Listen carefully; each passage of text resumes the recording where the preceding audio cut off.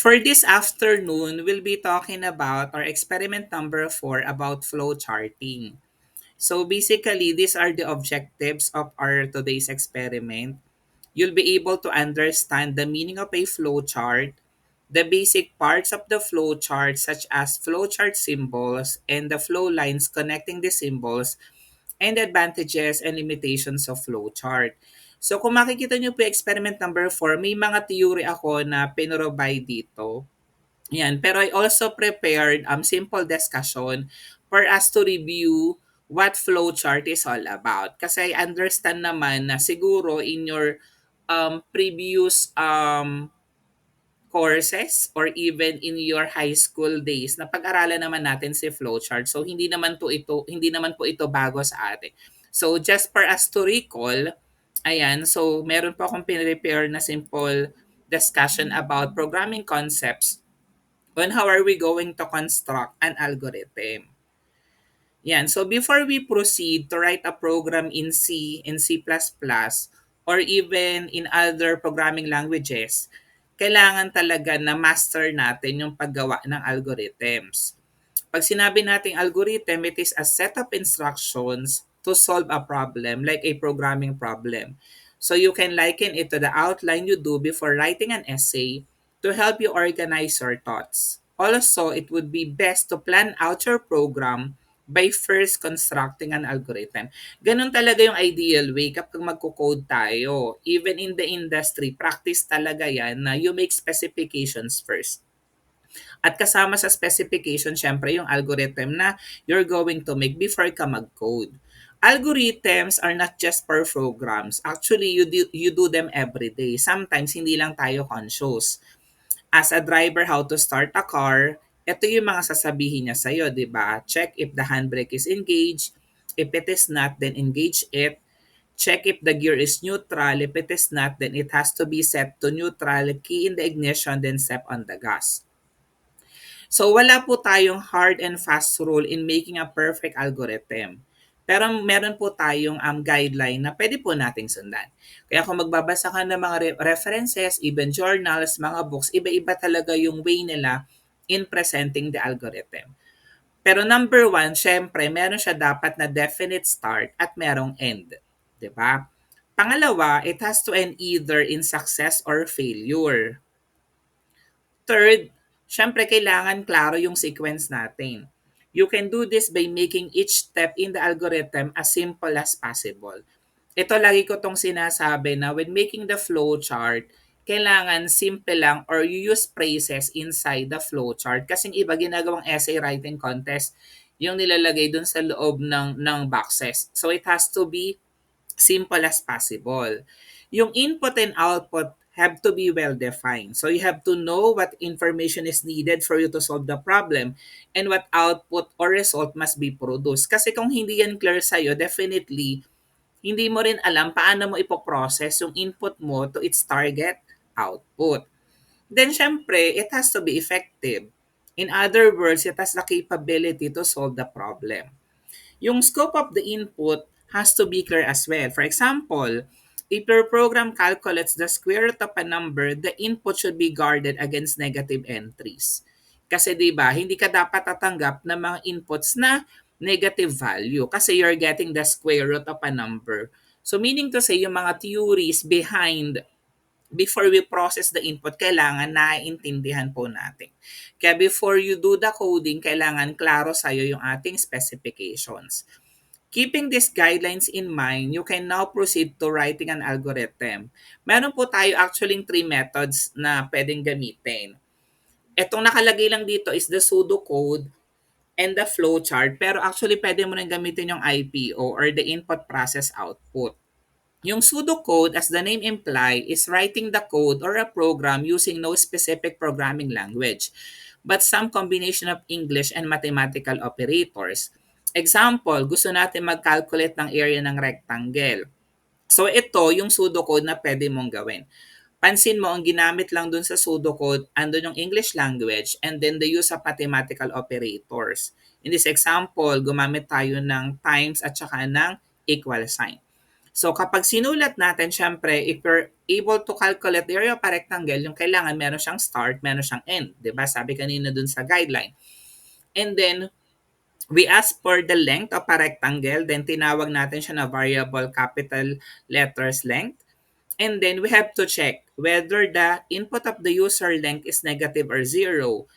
If so, you have to go back to step 2. Kapag na-meet niya yung requirement na hindi siya negative or zero, then i-ask naman natin yung width from the user. And then tatawagin natin siya as capital letters width. Again, we have to check the input of the user for the width, whether it is negative or zero. If not, then that's the time we compute for the area. Kasi wala naman talagang area na negative. So we get the area by multiplying the length and then the width. Then we display the area on the screen. Ito namang nakikita natin is the form of algorithm for the flowchart. Kung magbabasa ka rin ng ibang mga references, marami actually symbols more than this. Pero these are the basic symbols na pwede po natin gamitin. So meron po tayong terminal or the terminator. Oval po yung ating symbol. We also have the input and output. Parallelogram yung ating symbol. We have the rectangle for the process. We have decision box for the diamond. And then meron po tayong connectors. Yung nakikita natin na bilog na connector, ginagamit po natin yan if same page yung i-connect natin na mga flow lines. Pero kapag you'll be needing another page, ang gagamitin po natin yung 5 sides, yung nasa right side. And then of course, we have the lines and then the arrows. Nag-provide din ako dito ng simple definition. Again, recall lang ito sa atin. The terminal marks the start and the end of a flowchart. Input-output marks the points where the data comes into and comes out of the flowchart, yung pumapasok at saka lumalabas doon sa ating sistema. And then the process box marks the point where an operation, example mathematical, is done to the data in the algorithm. Decision marks the point where the data flow branches out depending on the outcome of the question asked in the decision. Normally, naglalagay tayo dyan, di ba? Yes or no, true or false, on, off. Kasi laging dalawa yung decision doon sa ating decision box. And then we also have to use connectors, which is used to denote the flowchart that continues somewhere else. For example, if the flowchart does not fit into one page, the circle is used if the flowchart connects to another chart in the same page. Otherwise, the other symbol is used, as I have mentioned earlier. Yung lines or more specifically arrows determine the flow of information throughout the chart and thus the sequencing. So it is a good idea to plan out or outline your programs before writing the code. You can either write it in pseudocode or construct a flowchart. Keep this in mind. It may not save your life but will make programming much easier. Kapag na-master natin yun, you are now ready to crank up C or C++. Again, kapag naman gagamitin natin yung IPO, basically meron ka lang doon tatlong columns. The first column is input, the second column is the process, and the third column is the output. So basically, ang ginagawa, the usual doon sa process, kung ano rin yung nakalagay doon sa pseudocode natin. Ito. So parang nililist mo yung processes. Pero syempre, hindi naman kailangan na ilagay mo pa yung start at saka yung end. Yung proseso lang talaga na ginawa mo apart from the input and the output na nilagay na natin sa first column and sa third column.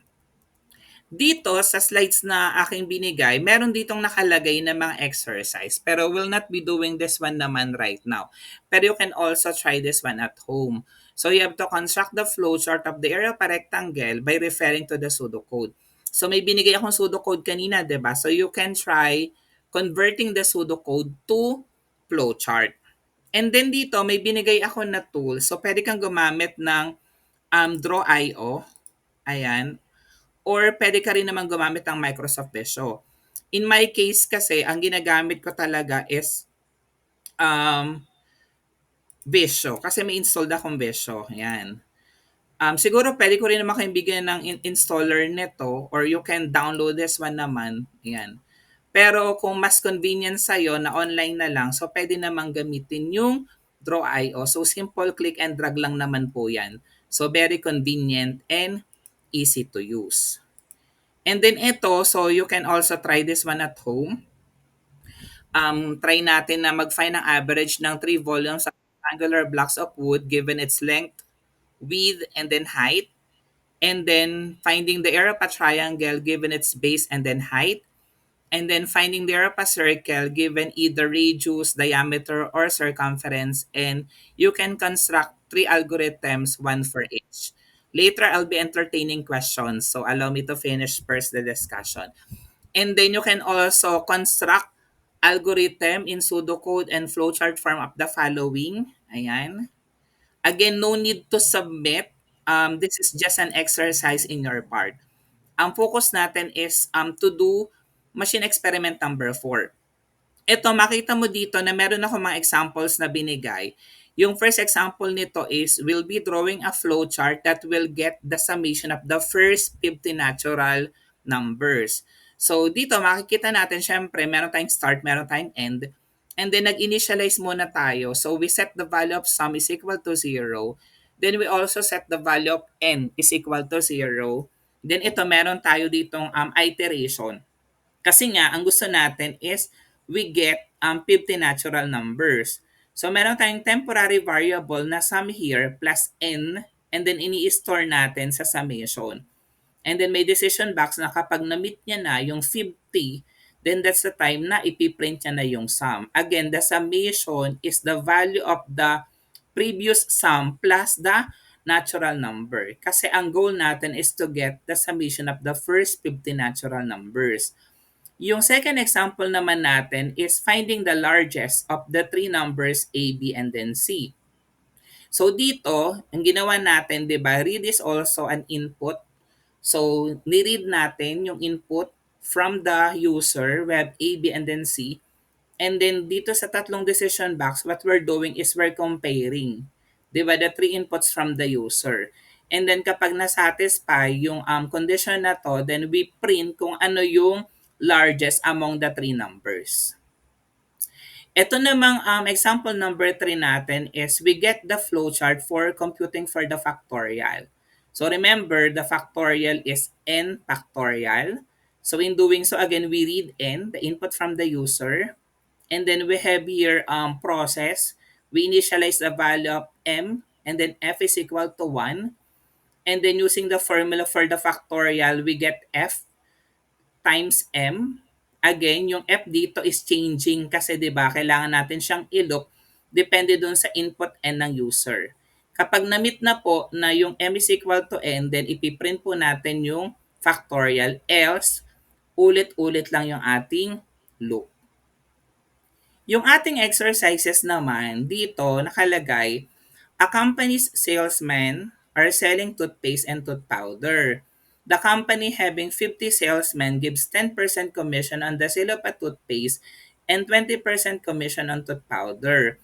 So magdodraw po tayo ng flowchart to compute and print the total sale and the total commission for each salesman.